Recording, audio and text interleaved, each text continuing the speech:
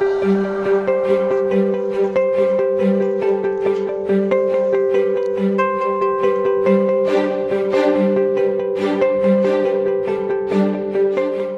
find myself constantly glued to the phone. So how to get rid of this addiction? Don't charge it for today. Can we see the subtle and causal body? Have you seen your thoughts? Have you seen your feelings? No. You only feel it, right? That's why it's called feelings.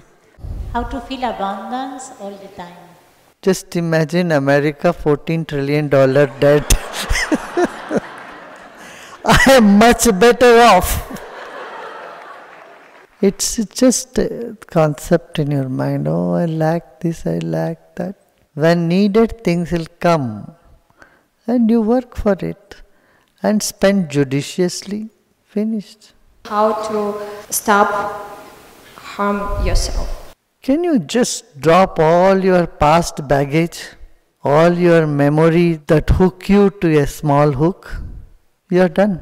How to is meditation and wisdom. I am not going to talk about my past. That past is dead. I am a new person now. Forgive and forget the past. How? Do Sudarshan Kriya. I always struggle with decisions. What should I do? Make better decisions? Being spontaneous aids for better decision. There is a difference between being impulsive and being spontaneous. When you are calm, collective, you could be spontaneous. If you are emotional and restless, you become impulsive. So you have to calm your emotions down, then you can be spontaneous. Also, for best decisions, never mind mistakes. In life, mistakes happen. Even if you do mistakes, never mind, okay.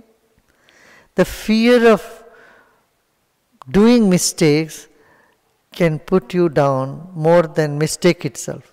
The fear of doing mistake is that thorn, you must take it and throw it out. So what? You do a couple of mistakes, never mind, so what? Why do you have to be perfect? The run to become perfect is our problem. Coming back to this question about acceptance, I have many times in my mind so this situation that, okay, and even in these 2 years, things are as they are, and before I was always wanting to act and to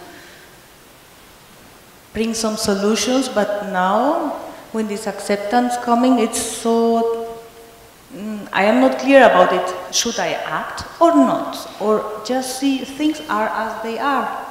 When you can't accept, don't need to accept. See, if someone says door is here, you say, no, I don't accept it. Don't accept, go and bang your head against the window or jump out of the window. Whatever you want to do, do it. No point in sitting and, oh, I accept, I cannot accept. If you can't accept, never mind. Who is forcing you to accept? Do not accept. So put this as a tagline for yourself. You can even put hashtag, I do not accept anything. If you call me, I am intelligent, I am not going to accept it. You can say that I don't accept anything. So rebel against your own acceptance and see what happens. Enjoy, have fun. We'll also have fun.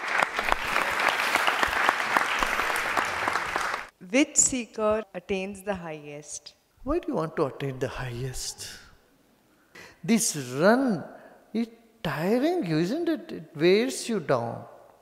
Just relax. All the beautiful quality that you are harboring in yourself will start blossoming. It will all blossom by itself. No, we are on a rat race. In the rat race, you lose a lot.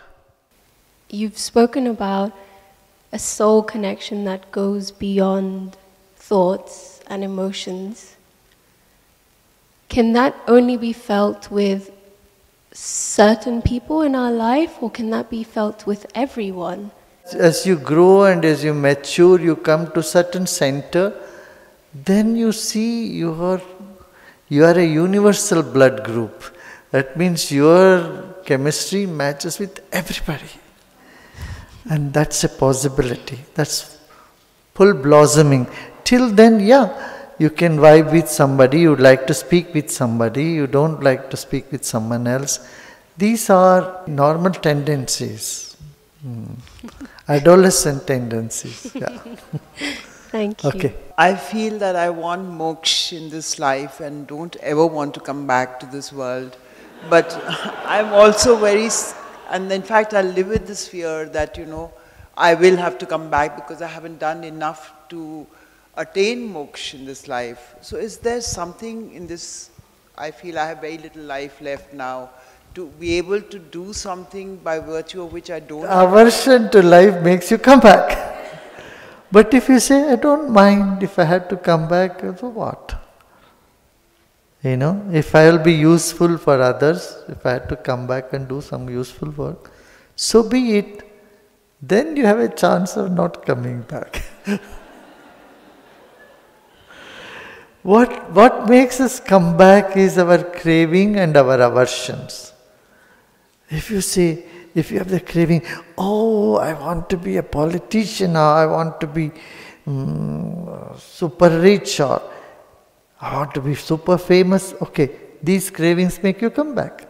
Similarly, I don't want this, I am so scared of this. That also helps you to come back. It's related to caste system in India and marriages. So recently I've been facing issues with my parents and I'm in constant dialogue with them. They think that I would corrupt the ancestral line and the religious if I go against. Yes, I got it. You are in love with somebody and then the parents are not agreeing because of the caste system. It's not just in India, it is even in Buckingham Palace, I tell you. Convince the queen of your home. Caste system discriminations have come down in a big way now. It's not as it was what used to be.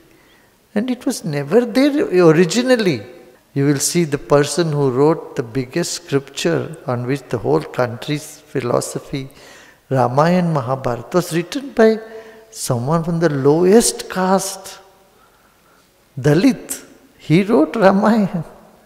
Many of the scriptures were written by the so-called lower caste. This caste system was later on became so rigid. It was very fluid and flexible before. It was just based on profession.